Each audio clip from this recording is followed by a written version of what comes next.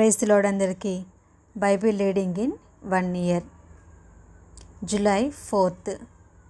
ముందుగా ఆదికాండము 10వ అధ్యాయము. ఇది నోవాహు కుమారుడగు షేము, హాము, యాపెత్ అను వారి వంశావళి. జలప్రళయం తర్వాత వారికి కుమారులు పుట్టిరి. యాపెతు కుమారులు గోమెరు, మాగోగు, మాదయి, యావాను, తుబాలు, మేషేకు, తీరసు అనువారు. గోమెరు కుమారులు అష్కనజు, రీఫతు, తొగర్మ అనువారు.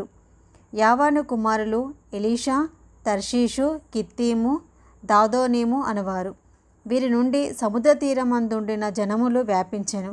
వారి వారి జాతుల ప్రకారము, వారి వారి భాషల ప్రకారము, వారి వారి వంశముల ప్రకారము ఆయా దేశములలో వారు వేరైపోయిరి. హాము కుమారులు కూషు, మిస్రాయిము, పూతు, కనాను అనువారు. కూషు కుమారులు సెబా, హవీలా, సప్తా, రైమా, సప్తాక అనువారు.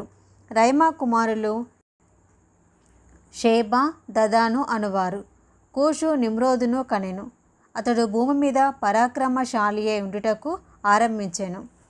అతడు యెహోవా ఎదుట పరాక్రమం గల వేటగాడు. కాబట్టి యెహోవా ఎదుట పరాక్రమం గల వేటగాడైన నిమ్రోదు వలె అనే లోకోక్తి కలదు. షీనారు దేశంలోని బాబేలు, ఎరెకు, అక్కదు, కల్నే అను పట్టణములు అతని రాజ్యంనకు మొదలు.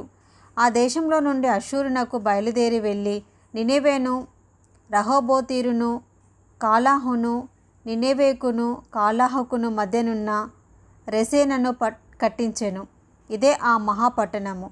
మిస్రాయిము లూదీలను, అనామీలను, లెహాబీయులను, నఫ్తీయులను, పత్రూసీయులను, కన్లూహీయులను, కఫ్తోరీయులను కనెను. ఫిలిస్తీయులు కన్లూహీయులలో నుండి వచ్చినవారు. కనాను తన ప్రథమ కుమారుడగు సీదోనును, హేతును, యోబూసీయులను, అమోరీయులను, గిర్గాషీయులను, హివ్వీలను, అర్కీయులను, సినీయులను, అర్వాదీయులను, సెమారీయులను, హమాతీయులను కనెను. తర్వాత కనానీల వంశములు వ్యాపించెను. కనానీల సరిహద్దు సీదోను నుండి గెరారు వరకు వెళ్ళు మార్గంలో గాజా వరకును, సొదొమ, గొమొర్రా, అద్మా, సెబోయీములకు వెళ్ళు మార్గములలో లాషా వరకును ఉన్నది.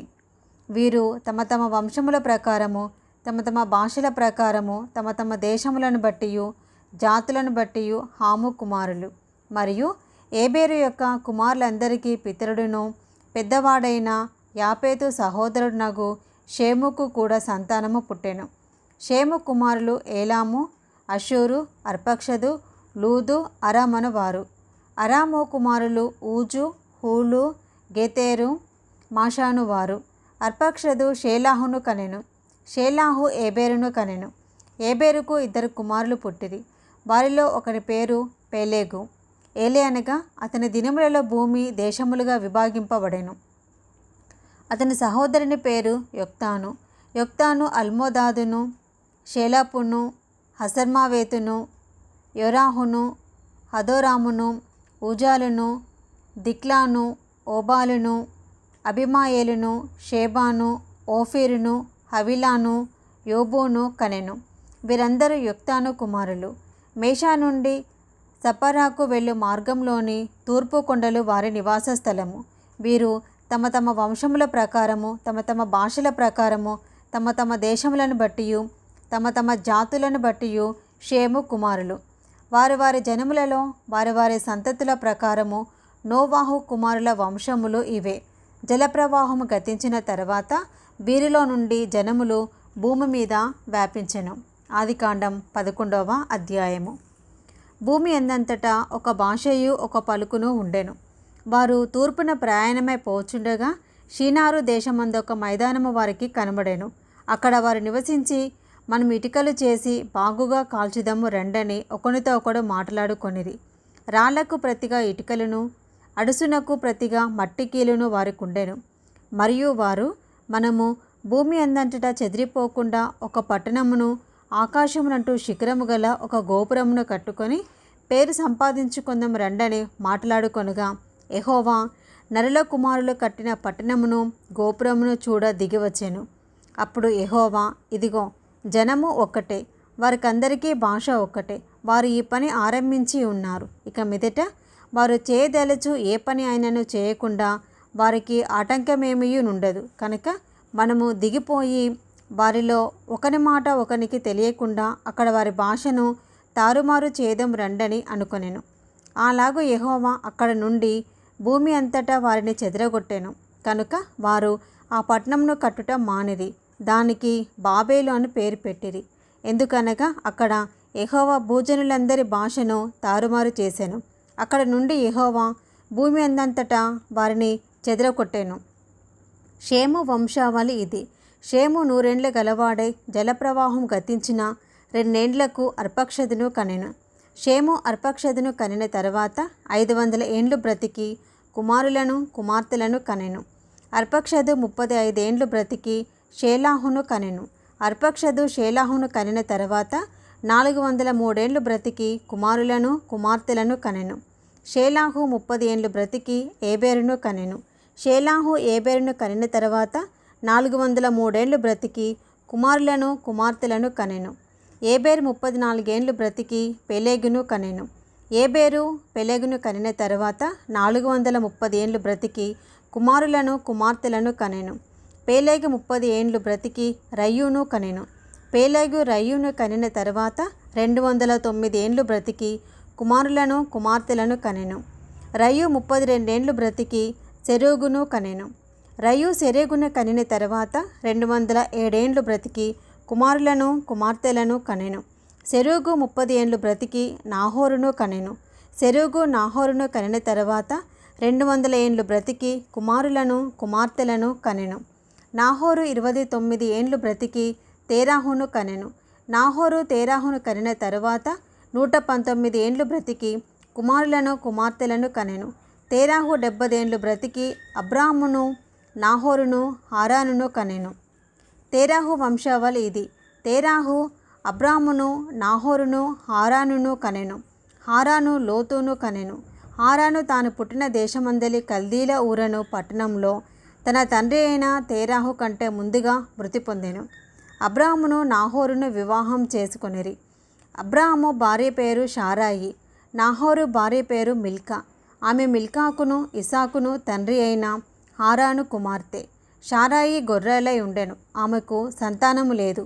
తేరాహు తన కుమారుడగు అబ్రామును తన కుమారుని కుమారుడు అనగా హారాను కుమారుడగు లోతును తన కుమారుడగు అబ్రాము భార్య అయిన షారాయి అని తన కోడలిని తీసుకొని కానానునకు వెళ్ళుటకు కల్దీల ఊరను పట్టణంలో నుండి వారితో కూడా బయలుదేరి హారాను మట్టుకు వచ్చి అక్కడ నివసించిరి. తెరాహు బ్రతికిన దినములు 205 ఏండ్లు. తెరాహు హారానులో మృతి పొందెను. ఆదికాండం 12వ అధ్యాయము. యెహోవా, నీవు లేచి నీ దేశం నుండి నీ బంధువుల యొద్ద నుండి నీ తండ్రి ఇంటి నుండి బయలుదేరి నేను నీకు చూపించు దేశమునకు వెళ్ళుము. నిన్ను గొప్ప జనముగా చేసి నిన్ను ఆశీర్వదించి నీ నామమును గొప్ప చేయుదును. నీవు ఆశీర్వాదముగా నుందువు. నిన్ను ఆశీర్వదించు వారిని ఆశీర్వదించేదను, నిన్ను దూషించు వారిని శపించేదను.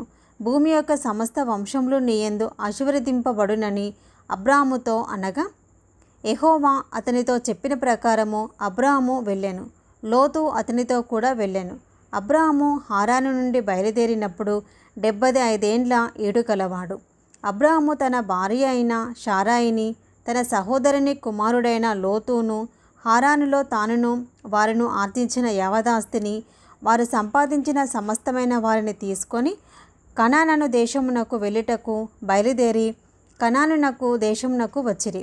అప్పుడు అబ్రాము షేకెమునందలి ఒక స్థలము దాకా ఆ దేశ సంచారము చేసి మోరే దగ్గరనున్న సింధూర వృక్షమునొద్దకు చేరెను. అప్పుడు కనానీయులు ఆ దేశంలో నివసించిరి.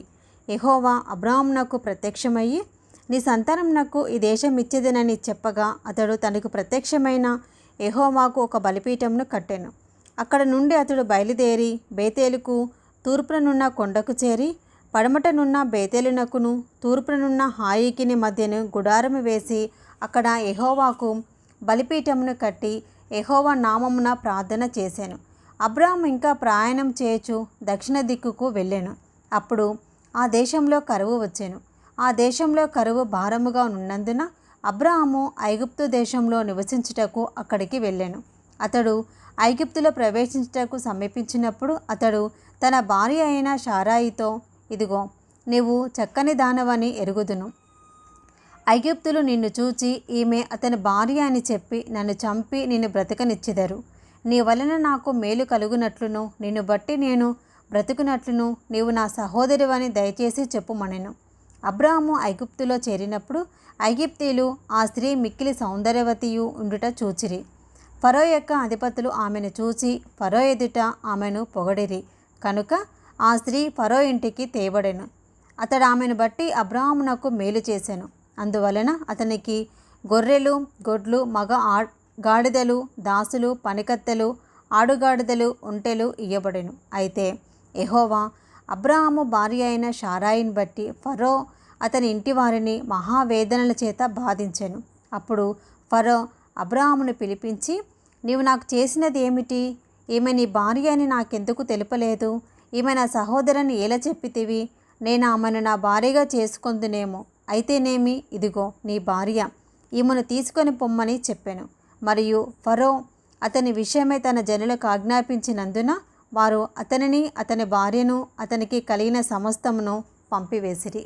ఇది ఈరోజు భాగమండి. మొదటిసారి కనుక మీరు ఎవరైనా ఛానల్ చూస్తుంటే కనుక ప్లీజ్ సబ్స్క్రైబ్ చేసుకునండి. మీరు కూడా నాతో పాటు 1 ఇయర్లో బైబిల్ అంతా కంప్లీట్ చేద్దాం. God bless you all.